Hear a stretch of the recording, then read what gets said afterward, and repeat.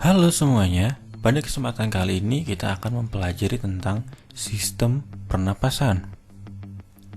Setelah sebelumnya kalian mengamati tentang isu penggunaan rokok dan e-sigaret pada masyarakat, yang mana nantinya hal tersebut berkaitan dengan hal-hal yang kita pelajari pada sistem pernapasan.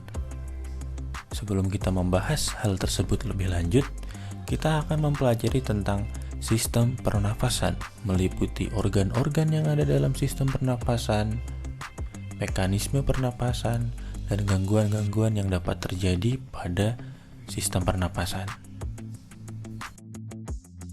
Yang pertama akan kita bahas adalah organ pada sistem pernapasan.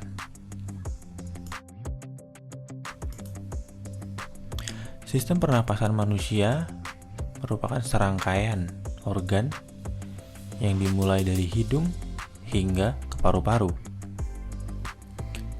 Langsung saja kita akan membahas organnya satu persatu. Pertama adalah hidung. Hidung merupakan organ pertama sistem pernapasan manusia. Hidung tersusun atas tulang rawan dan jaringan epitel respirasi. Hidung berfungsi sebagai indera pembau. Dalam hidung terdapat ruang-ruang, yaitu ada konka superior, konka media, dan konka inferior. Hidung berfungsi untuk mengondisikan udara pernafasan supaya sesuai dengan kebutuhan tubuh. Di dalam hidung terdapat rambut hidung yang berfungsi menyaring dan menjaga kelembapan udara supaya sesuai dengan apa yang dibutuhkan oleh tubuh. Kemudian, setelah melewati hidung, udara akan masuk ke dalam faring. Faring merupakan persimpangan rongga hidung ke tenggorokan dan rongga mulut ke kerongkongan. Faring sendiri terbagi atas 3 bagian. Pertama, nasofaring, yaitu yang terletak tepat di belakang hidung. Kemudian orofaring, yang mana sejajar dengan mulut. Kemudian laryngofaring, yaitu perbatasan antara faring dan udara akan melewati laring. Laring merupakan organ sebelum trakea, berfungsi melindungi trakea tersebut. Dan juga di dalam laring ini terdapat pita suara yang berfungsi untuk memproduksi suara. Pita suara merupakan 2 rangkaian jaringan ikat yang meregang dan bergetar saat dilewati udara sehingga menghasilkan vokalisasi. Nah, pada laring terdapat katup tulang lunak yang membuka tutup laring yang disebut epiglotis. Epiglotis ini berfungsi sebagai pintu gerbang supaya makanan yang dari mulut tidak masuk ke dalam sistem pernapasan manusia, melainkan tetap masuk ke kerongkongan pada sistem pencernaan.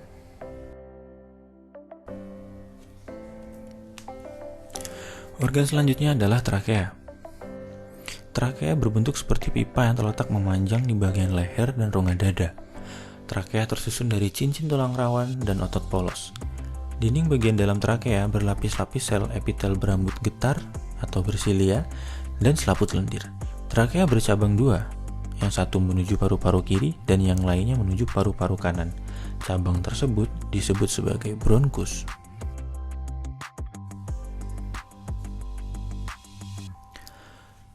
Seperti yang telah disebutkan, bronkus merupakan cabang dari trakea. Oleh karena itu, struktur dari bronkus ini dilapisi oleh sel-sel yang sama yang ditemukan dalam trakea.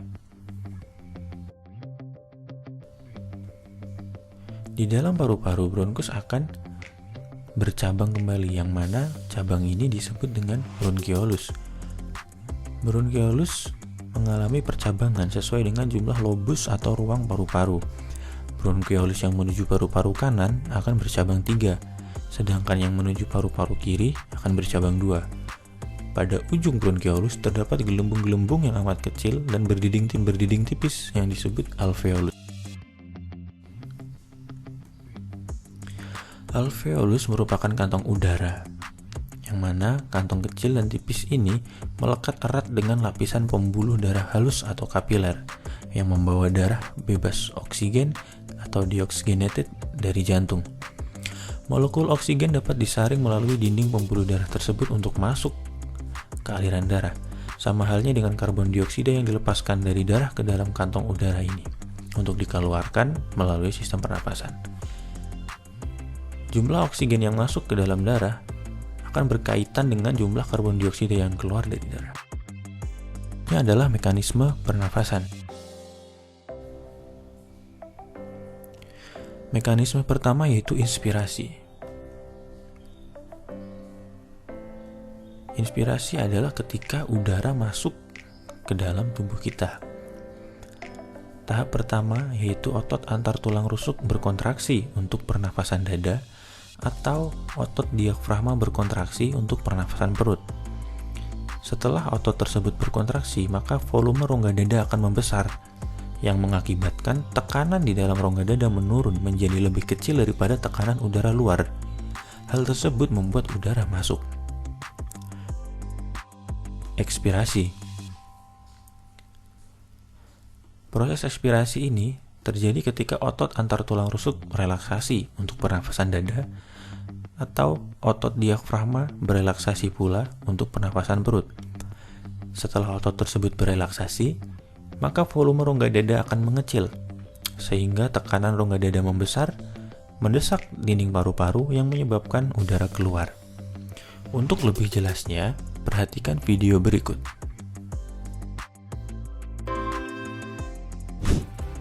Ketika kita menarik nafas, oksigen masuk ke dalam rongga hidung lalu dibawa ke paru-paru melalui tenggorokan. Dan di paru-paru terjadi pertukaran oksigen dengan karbon dioksida. Oksigen yang kita hirup kemudian dibawa oleh darah ke jantung dan seluruh tubuh. Sementara karbon dioksida akan dikeluarkan lewat tenggorokan dan berakhir di rongga hidung ketika kita menghembuskan nafasnya. Ketika kita melakukan respirasi atau pernapasan, ternyata terjadi dua mekanisme pernapasan loh. Apa saja ya? Yang pertama ada inspirasi. Mekanisme pernapasan yang pertama adalah inspirasi. Inspirasi terjadi ketika udara dihirup melalui rongga hidung dan masuk ke dalam tubuh. Inspirasi juga sering disebut dengan inhalasi. Ketika kita melakukan inspirasi, diafragma dan otot dada akan berkontraksi.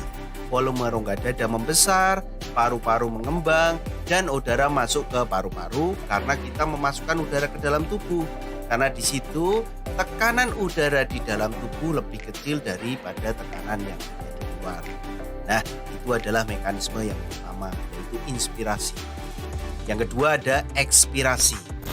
Kebalikannya, mekanisme pernapasan ekspirasi atau yang disebut juga dengan ekshalasi itu melepaskan karbon dioksida dari dalam tubuh keluar. Ketika melakukan ekshalasi, diafragma dan otot dada itu berrelaksasi. Volume rongga dada kembali normal karena udara telah keluar dari paru-paru. Secara prinsipnya, tekanan udara yang ada dalam tubuh itu lebih besar daripada tekanan udara yang ada di luar. Nah, berdasarkan otot yang terlibat, pernapasan dibagi menjadi dua. Tadi Mr. Klik sempat menyinggung nih, ada yang namanya pernapasan perut. Ayo pakai pernapasan perut. Nah, di sini menurut berdasarkan otot yang terlibat itu ada dua, yaitu pernapasan dada dan pernapasan perut. Nah, di pernapasan dada, seperti namanya, pernapasan dada merupakan pernapasan yang dibantu oleh otot dada atau otot antar tulang rusuk di sini. Ini adalah jenis pernapasan yang biasa kita lakukan. Yang kalau kita sebagai umat manusia nih, standby aja, badan kita otomatis melakukan pernapasan dada.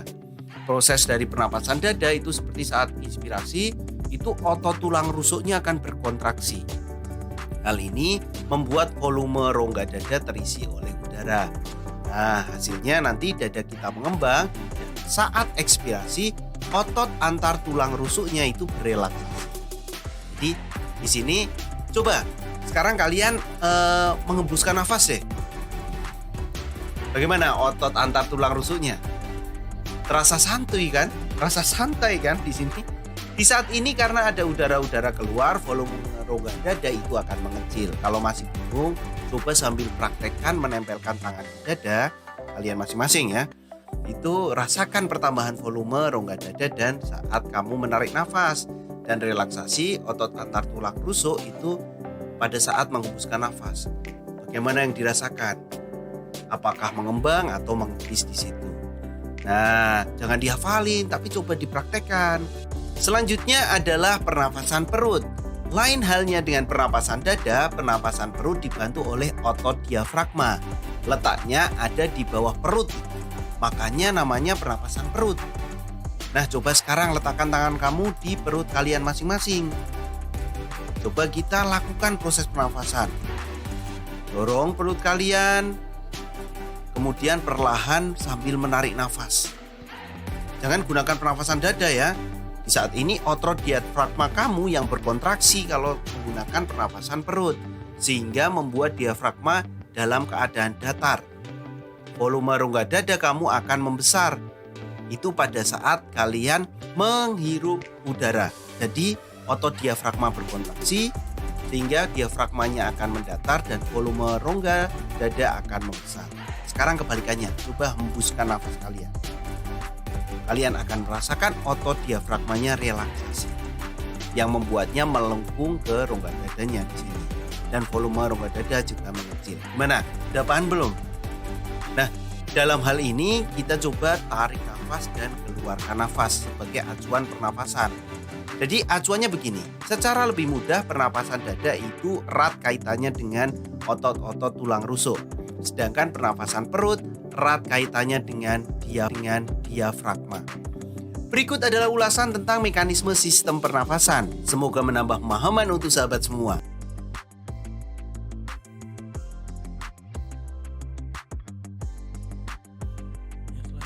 Yang bahas adalah pertukaran gas pada sistem pernafasan. Sebelumnya telah disinggung bahwa pertukaran gas terjadi di alveolus, namun bagaimana prosesnya kita akan bahas sekarang. Pertukaran gas. Seluruh sel pada tubuh manusia membutuhkan energi. Energi didapatkan dengan memecah glukosa. Untuk memecah glukosa diperlukan oksigen. Proses ini disebut sebagai respirasi seluler. Ketika sudah menjadi energi, akan muncul zat sisa yaitu karbon dioksida, yang mana oksigen didapatkan dan karbon dioksida dikeluarkan itu melalui sistem pernafasan. Pertukaran tersebut terjadi di alveolus, seperti yang telah dijelaskan sebelumnya. Pada alveolus terdapat pembuluh darah kapiler. Manusia memiliki kurang lebih 300 juta alveolus. Oksigen akan masuk ke dalam pembuluh darah dan karbon dioksida akan keluar dari pembuluh darah menuju alveolus. Prosesnya adalah difusi. Difusi merupakan pergerakan partikel dari konsentrasi tinggi ke konsentrasi yang lebih rendah. Pada video ini diibaratkan difusi itu merupakan aroma dari masakan yang ada di dapur menuju ke ruangan lainnya. Nah, difusi melewati membran, yang mana partikel tersebut harus dapat melewati membran. Contohnya adalah balon helium yang semakin lama akan semakin kecil.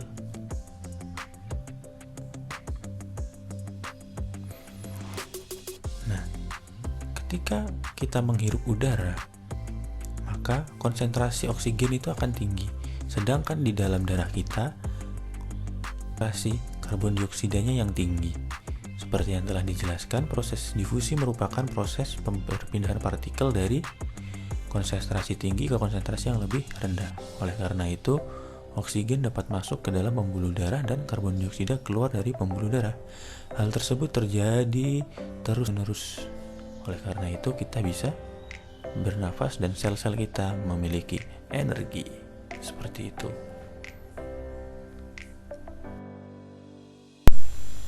Berikut adalah beberapa gangguan yang dapat terjadi pada sistem pernafasan. Gangguan ini dapat disebabkan oleh bakteri, virus, maupun gaya hidup yang tidak sehat yang dilakukan oleh manusia itu sendiri. Contoh yang pertama, influenza adalah infeksi pada saluran pernafasan seperti hidung, tenggorokan, dan paru-paru.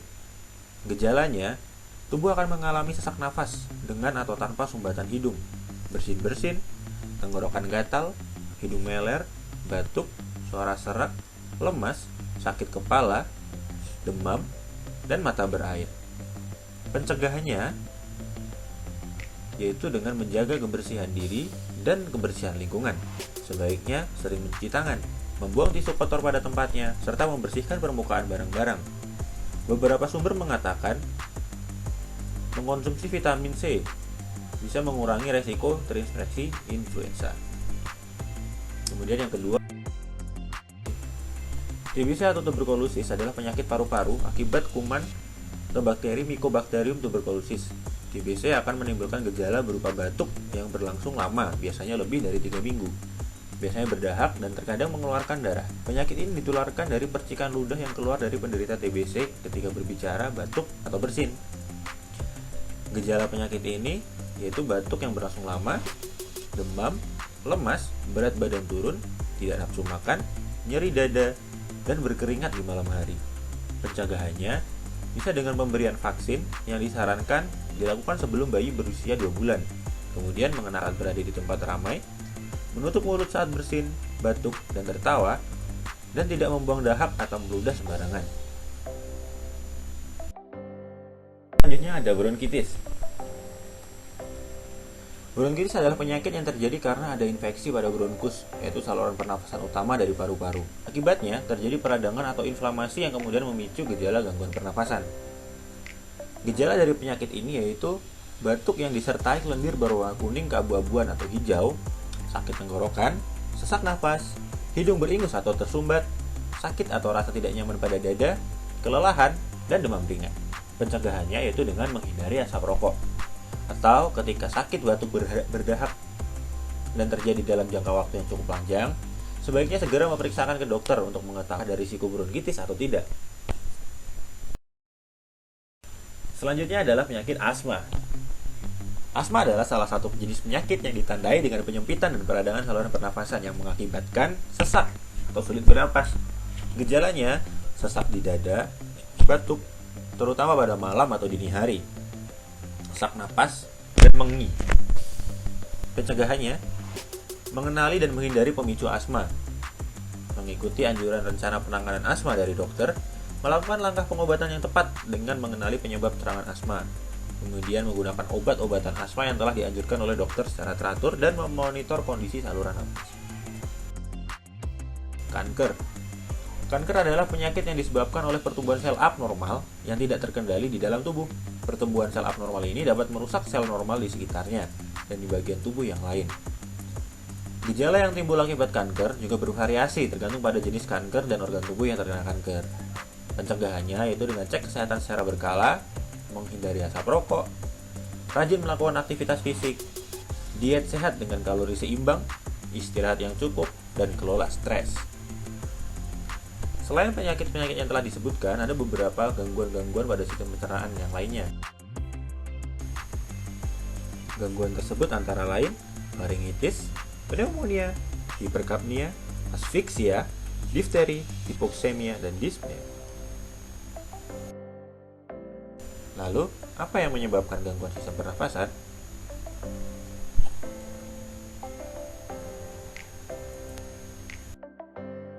Satunya adalah gaya hidup. Gaya hidup yang tidak sehat seperti apa? Yang sangat terkenal dan sangat banyak sekali himbauan-himbauannya adalah tentang rokok. Dalam hal ini saya melibatkan e-sigaret atau vape, karena rokok dan e-sigaret atau vape itu sangat berkaitan erat. Lalu bagaimana prosesnya? Kita akan membahasnya di kajian selanjutnya.